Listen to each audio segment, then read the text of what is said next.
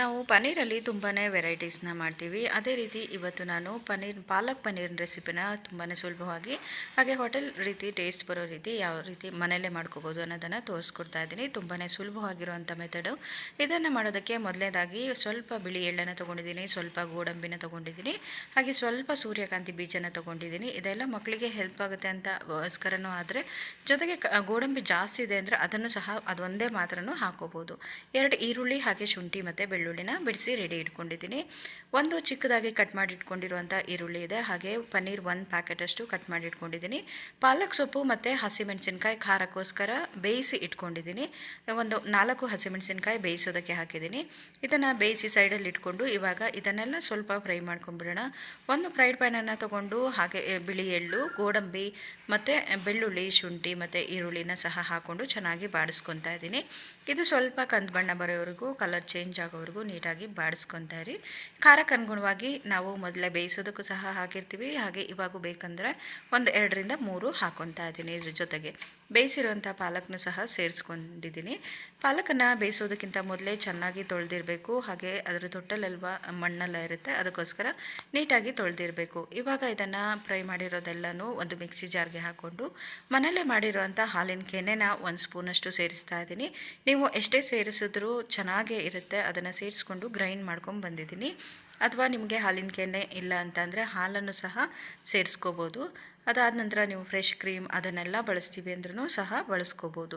ನಾನು ಸುಲಭವಾಗಿರುವಂಥ ಮನೆಯಲ್ಲೇ ಇರುವಂಥ ಸಾಮಗ್ರಿಗಳನ್ನ ಬಳಸ್ಕೊಂಡು ಮಾಡುವಂಥ ಮೆಥಡಲ್ಲಿ ತೋರಿಸ್ಕೊಡ್ತಾ ಇದ್ದೀನಿ. ಇದಾದ ನಂತರ ಒಂದು ಬಾಣಲೆಗೆ ಸ್ವಲ್ಪ ಎಣ್ಣೆ, ಹಾಗೆ ಚಕ್ಕೆ, 1-2 ಲವಂಗ, ಹಾಗೆ ಪಲಾವ್ ಎಲೆ, ಹಾಗೆ ಒಂದು ಈರುಳ್ಳಿನ ಹಾಕ್ಕೊಂಡು ಸ್ವಲ್ಪ ಕಸೂರಿ ಮೇಥಿ ಹಾಕ್ಕೊಂಡು ಚೆನ್ನಾಗಿ ಬಾಡಿಸ್ಕೊತಾ ಇದ್ದೀನಿ. ಅದು ಬಾಡಿದಾದ ನಂತರ ಪನ್ನೀರ್ನ ಸ್ವಲ್ಪ ಚಿಕ್ಕದಾಗಿ ಕಟ್ ಮಾಡಿ ಇಟ್ಕೊಂಡಿದ್ನಲ್ವ, ಅದಕ್ಕೆ ಸ್ವಲ್ಪ ಧನಿಯಾ ಪೌಡರು, ಸ್ವಲ್ಪ ಗರಂ ಮಸಾಲ, ಚೂರು ಅಚ್ಚ ಖಾರದ ಪುಡಿ, ಹಾಗೆ ಅರಿಶಿನ ಮತ್ತು ಗರಂ ಮಸಾಲನ ಸಹ ಹಾಕ್ಕೊಂಡು ಒಂದು ಸಲ ಪನ್ನೀರ್ಗೆ ಸ್ವಲ್ಪ ಉಪ್ಪನ್ನು ಸೇರಿಸ್ಕೊಂಡು ಬಾಡಿಸ್ಕೊಂಡ್ಬಿಡೋಣ. ಉಪ್ಪನ್ನು ಹಾಕೋದ್ರಿಂದ ಇವಾಗ ಚೆನ್ನಾಗಿ ಪನ್ನೀರ್ಗೂ ಸಹ ಸಪ್ಪೆ ಹೊಡೆಯೋದಿಲ್ಲ, ಚೆನ್ನಾಗಿ ಟೇಸ್ಟ್ ಬರುತ್ತೆ. ಇವಾಗ ಇದನ್ನು ಚೆನ್ನಾಗಿ ಬಾಡಿಸ್ಕೊಂಡು, ಎಣ್ಣೆ ಜಾಸ್ತಿ ಇಷ್ಟಪಡೋರಾದರೆ ಎಣ್ಣೆನ ಹಾಕೋಬೋದು.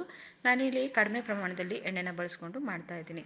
ಹಾಗೆ ಇವಾಗ ರುಬ್ಕೊಂಡಿರುವಂಥ ಮಸಾಲೆನ ಸೇರಿಸ್ತಾ ಇದ್ದೀನಿ. ಇವಾಗ ಇದನ್ನು ಚೆನ್ನಾಗಿ ಸೇರಿಸಿ ಮಿಕ್ಸ್ ಮಾಡಿ ಚೆನ್ನಾಗಿ ಬಾಡಿಸ್ಕೊಳ್ತಾ ಇರಬೇಕು.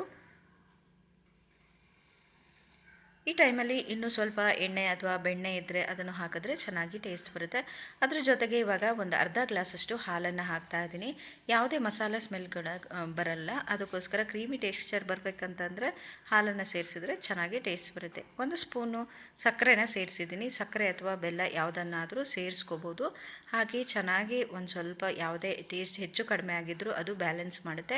ನೀಟಾಗಿ ಬಾಡಿಸ್ಕೊಂಡು ಒಂದು 5ರಿಂದ 10 ನಿಮಿಷ ಕುದಿಸಿದ್ರೆ, ಸಣ್ಣ ಉರಿಲಿ ಕುದಿಸಿದ್ರೆ ಪನ್ನೀರ್ ಗ್ರೇವಿ ರೆಡಿ ಆಗುತ್ತೆ. ಪಾಲಕ್ ಪನ್ನೀರ್ ಗ್ರೇವಿ ಇವತ್ತು ನಾನು ಪೂರಿ ಜೊತೆಗೆ ಸರ್ವ್ ಮಾಡಿದೆ. ನೀವು ಸಹ ಖಂಡಿತ ಟ್ರೈ ಮಾಡಿ. ತುಂಬಾ ಚೆನ್ನಾಗಿ ಟೇಸ್ಟ್ ಇತ್ತು, ಹಾಗೆ ಸುಲಭವಾಗಿತ್ತು ರೆಸಿಪಿ. ಮನೆಯಲ್ಲೇ ಇರುವಂಥ ಸಾಮಗ್ರಿಗಳನ್ನ ಬಳಸ್ಕೊಂಡು ಮಾಡ್ಬೋದಾದಂಥ ಒಂದು ಪನ್ನೀರ್ ರೆಸಿಪಿನ ತೋರಿಸಿದ್ದೀನಿ. ಇಷ್ಟ ಆದರೆ ಪ್ಲೀಸ್ ಲೈಕ್, ಶೇರ್, ಕಮೆಂಟ್ ಮಾಡಿ. Thank you.